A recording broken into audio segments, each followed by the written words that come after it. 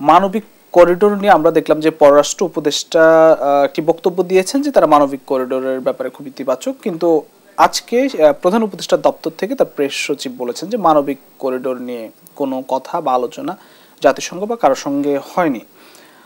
তিনি বলেছেন যে তথাকথিত মানবিক করিডোর এই বিষয়ে কোনো কথা হয়নি। মানবিক এদিকে রাজনৈতিক মহল থেকে বিভিন্ন দলের পক্ষ থেকে বলা হচ্ছে যে মানবিক করিডোর আসলে দেশের সার্বভৌমত্বের জন্য একটি হুমকি। আপনার কাছে কি মনে হয় যে কতটা আমাদের জন্য থ্রেট কিনা? জি, ধন্যবাদ আপনাকে। খুব প্রাসঙ্গিক বিষয়, একদম খুব আলোচিত বিষয় এবং ভয়ের বিষয়ও। মাস কয়েক আগে যখন বা মাস দেড়েক আগে যখন জাতিসংঘের মহাসচিব এলেন, তিনি আমাদের ওই অঞ্চলটা সফর করলেন, অর্থাৎ কক্সবাজার অঞ্চল যেখানে রোহিঙ্গা অধ্যুষিত। তখন পর্যন্ত সাহায্য সহযোগিতার কথাবার্তা ছিল, কিন্তু মাস এক দেড়েকের ব্যবধানে এখন এসেছে করিডোরের আলোচনা। করিডোর তাও আবার এটা মানবিক, সামরিক না, অথবা বাণিজ্যিকও না। তো এটা কিন্তু প্রথমতই রাজনীতিবিদরা একটা প্রতিক্রিয়া দিয়েছেন। বড় দল বিএনপি বলেছে যে তাদের সাথে তো এই ধরনের কোনো আলোচনা হয়নি বা কোনো মতামত নেওয়া হয়নি। আবার দেখেন একদিনের ব্যবধানে প্রধান উপদেষ্টার কার্যালয় থেকে বলা হলো যে না, এরকম কোনো কিছু হচ্ছে না। তাহলে অর্থটা কি দাঁড়ালো? যিনি আমাদের উপদেষ্টা আছেন, পররাষ্ট্র উপদেষ্টা, ছোট্টখাট্ট বিষয় না, কিন্তু তিনি কিন্তু একটা কথা দায়িত্ব নিয়েই বলে ফেললেন। আবার প্রধান উপদেষ্টার কার্যালয় আরো বেশি দায়িত্ববান। তাহলে আমরা যারা সাধারণ মানুষ যারা আছে তারা যাবেটা কোথায়? ওই দায়িত্ববানরা যদি এ ধরনের সাংঘর্ষিক কথা বলেন, তাও কি নিয়ে? যেটার সাথে রাষ্ট্রীয় নিরাপত্তার বিষয় আছে, জেনাতনা বিষয় নয়। কিন্তু পটুয়াখালীর কোনো চরদখলের আলাপ না ওইটা। এমনিতেই মিয়ানমারের সাথে আমাদের একটা যুদ্ধ একটা ভাব আছে, কিন্তু আর মিয়ানমারের অভ্যন্তরে তো আছেই। তো ওখানে দুইটা পক্ষ, একটা হচ্ছে সামরিক জান্তা যেটাকে আমরা বলি, অর্থাৎ তাদের কেন্দ্রীয় শাসন, আর আরেকটা হচ্ছে আরাকান আর্মি। তাদের সাথেও আমাদের যোগাযোগ আছে বা নাই, দুটোই আলোচনায় আছে। আছে এটা বলো বিপজ্জনক, নাই এটা বলো আবার এক ধরনের দুর্বলতা। কারণ মিয়ানমারের সাথে আমাদের একটা ফয়সালার বিষয় আছে, ফয়সালা করতে গেলে আরাকান আর্মিও প্রাসঙ্গিক। যেহেতু তারা ক্ষমতাসীন না, বা এক ধরনের তাদেরকে মিয়ানমার সরকার তাদেরকে মনে করে বিচ্ছিন্নতাবাদী বা সন্ত্রাসী, তো আমার তাদের সাথেও কিন্তু কৌশলে যোগাযোগ রাখতে হয়, যেহেতু ফয়সালা করতে হবে একটা।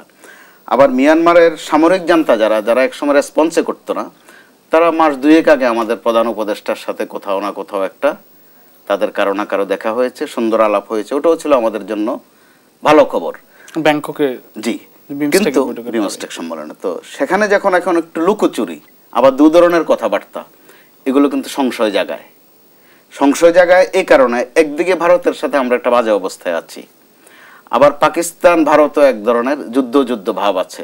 আশপাশে কেউই কিন্তু স্বস্তিতে নেই। আমরা তো অস্বস্তিতে আরো আগ থেকেই, রাজনৈতিকভাবে অস্বস্তিতে আছি, অর্থনৈতিকভাবে অস্বস্তিতে আছি। তো এই বিষয়টা পরিষ্কার করা কিন্তু উচিত। আজ প্রধান উপদেষ্টার কার্যালয় থেকে যেটা বলেছেন, আজকে তো পরিষ্কার করেছে, তাও তো একদিকের থেকে পরিষ্কার হলো। উপদেষ্টা যিনি আছেন তার দিক থেকেও পরিষ্কার করা উচিত যে তিনি কি ঠিক বলেছিলেন নাকি তিনি বলার সময় অন্যটা বলেছিলেন। এখানে রাস্তায় একটা আমি আগামে বলে রাখি, এটার জন্য দায়ী করা খুব সহজ হচ্ছে সাংবাদিকদেরকে, যে সাংবাদিকরা বোঝে না বা কম বোঝে, না বুঝে লিখে ফেলেছে, এরকম একটা চাতুরি তারা করে। তো এবার অনুরোধ রাখবো ওই ধরনের চাতুরির পথে না গিয়ে, কাউকে দোষারোপ না করে সেটার একটা সুন্দর নিষ্পত্তি করা, বক্তব্যটা পরিষ্কার করা। বিএনপি বড় দল, তারা কিন্তু তাদের দায়িত্ব প্রকাশ করেছে, একদিনের মধ্যে তারা তাদের দায়িত্বের পরিচয় দিয়েছে। এই ক্ষেত্রে দায়িত্ব পরিচয় করার আরেকটা পক্ষ আছে, সেটা হচ্ছে আলামিনরা, অর্থাৎ এনসিপি। তারাও কিন্তু এসব নিয়ে তাদের অনেক ভাবনা আছে। আমরা খেয়াল করলাম তাদের দিক থেকে কিন্তু কোনো বক্তব্য নাই, এখন পর্যন্ত নাই। তো যেখানে তারা এত বড় দায়িত্ব পালন করেছে আগস্টে, তাদেরকে তো ছোট বলার সুযোগ নাই এখন। একসময় যারা তাচ্ছিল্য করতো যে এরা ছোট মুখে বড় কথা বলে, কিন্তু এরা তো বড় কাজ করেও দেখিয়েছে। এই ধরনের একটা স্পর্শকাতর বিষয়ে তাদের দিক থেকে বক্তব্য দরকার। আবার তাদেরকে কিন্তু একটু সরকারি ঘরানার দলে মনে করা হয় বা সরকার সমর্থিত দলে মনে করা হয়, একটু বেশি করে মনে করা হয়। এক্ষেত্রে তাদের একটা দায়িত্ব আছে বিষয়টা পরিষ্কার করা, কারণ তাদের কথাও তো কেউ না কেউ শোনে, তাদের প্রচুর সমর্থক আছে, অর্থাৎ অস্বীকার করার অবস্থা নাই।